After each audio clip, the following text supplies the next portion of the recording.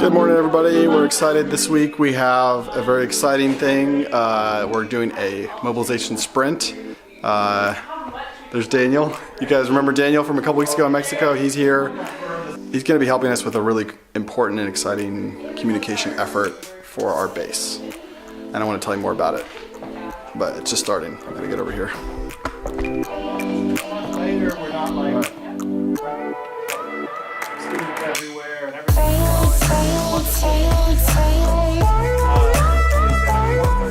And to really understand what a sprint is or understand what we're doing this week, you have to understand how important a DTS is to a YWAM base. DTS stands for Discipleship Training School. A discipleship training school is the starting point or the front door to YWAM. It's how you get into YWAM. And morning, Christopher. Morning. You were up late last night. How do you know? I was getting messages from you late last night. No. Early this morning. How's this week been so far? It's been amazing. Yeah. Feels like such a privilege.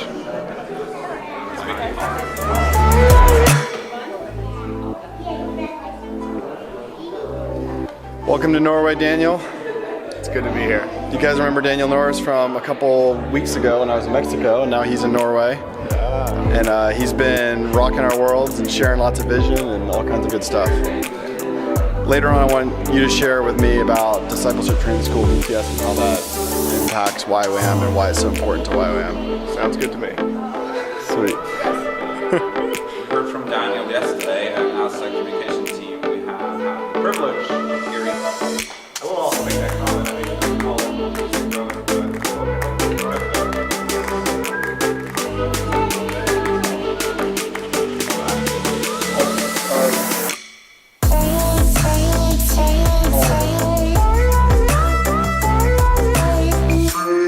that number's not right because you have another day or two. Well, yeah, that's true. Those are right.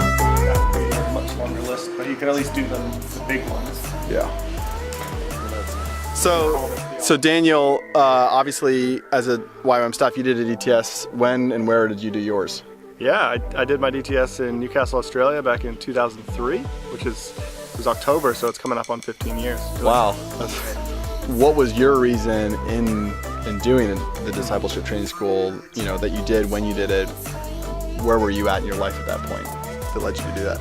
Yeah, I mean, I grew up as what I like to think is like a fairly good Christian kid in an amazing Christian family, but and I never really had the intention of going and joining YWAM, or I didn't feel like even through high school I had some calling into missions or ministry of any sort. I kind of cruised through school and thought, oh, okay, I'm good at this and I'm good at this. I should just go the path of university, and that was all looking great. And I remember coming into my senior year, I went on a missions trip type thing with my church, and it was during that I felt really challenged and provoked by God, that I really felt at the time that I was making all these life decisions that were coming up like completely on my own. And so like I didn't even really know how to navigate. How do I include God in that process? How do I I didn't really, like I said, I was a good Christian kid, but didn't necessarily have a very personal relationship with God. I didn't,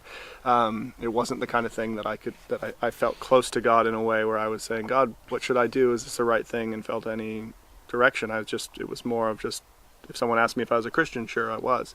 And so in that moment, felt challenged to go. I knew about YWAM, obviously, and I knew about the discipleship training school. And like I said, wasn't thinking that, but felt challenged to just go and do it, not to join missions, but to take a season before I made these big decisions, to kind of pause, step back and go, this is a turning point coming out of high school in my life.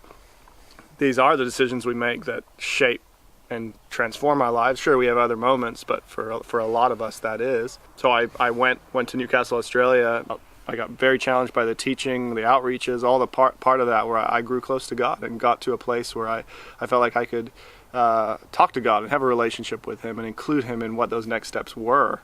Where for me, that meant, I started getting a sense that I had a calling to reach out to young people, to help young people, and got involved in YWAM and in the youth ministry with YWAM, and have been doing YWAM ever since. Not that was the best thing. It was Never the intention. Yeah, never the intention, and it's not that that's the best thing for everyone, but I always say too, like, I think a discipleship training school is amazing and can be amazing for anyone. It's not just about doing missions in the classic missions context, but it could be you're going to be a school teacher or an accountant or a builder or whatever it is. But it plays a role in any young person's life. Yeah. I mean, it can. Yeah, because ultimately you should just be where God wants you to and following Him and loving Him and stuff. So that's why I ended up here, why I'm now in Norway. So yeah. You've been with YWAM for 15 years, and the last 7 years you've been working specifically in communication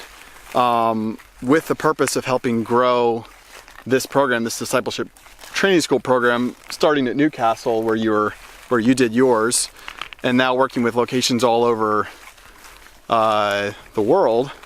Why is it so important to see this program grow?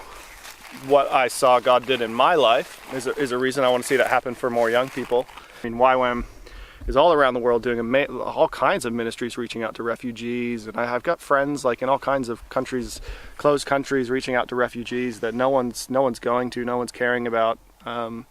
That still continues to blow me away that I get to be a part of that, and a part of kind of seeing people engaged in mission like that. And I mean, I've been very involved with a ship ministry, medical ship ministry that's in Papua New Guinea, that's bringing life-saving medical procedures into these villages that never receive any kind of medical assistance. You've got women dying in childbirth because they don't have really just basic supplies or basic training, and they get these basic birthing kits that are our ships, our vessels that come in full of YWAMers, YWAM volunteers, that we get to see people's actually lives physically changed, and the blind see because they get cataract surgeries and stuff like that that they wouldn't get. So it's like, this is why. And like Phil explained at the start, I mean, all of us in YWAM, this is the entryway. It was that training that got me engaged in missions, and so it's this training in YWAM that when young people connect with it and are part of it, they get a call to missions. They feel they end up wanting to go and reach these people in Papua New Guinea and reach young people, and as well, not just in YWAM. And so seeing more people into the discipleship training school doesn't just equal more people getting involved in the organization that I'm a part of. It also equals more young people that are going back to their college campuses with a sense of purpose and a sense of calling, as well as going into all different jobs or spheres or whatever it is. So. Thank you for coming this week. It's been a great week, and can't wait to have you back maybe in a year or so. Yeah, no, I'm looking forward to being back. My first time in Norway, and I'm excited for many more. Yeah. So maybe we should go grab the drone now and yes, fly it. Drone flying. We need the drone shot. Maybe you could fly it.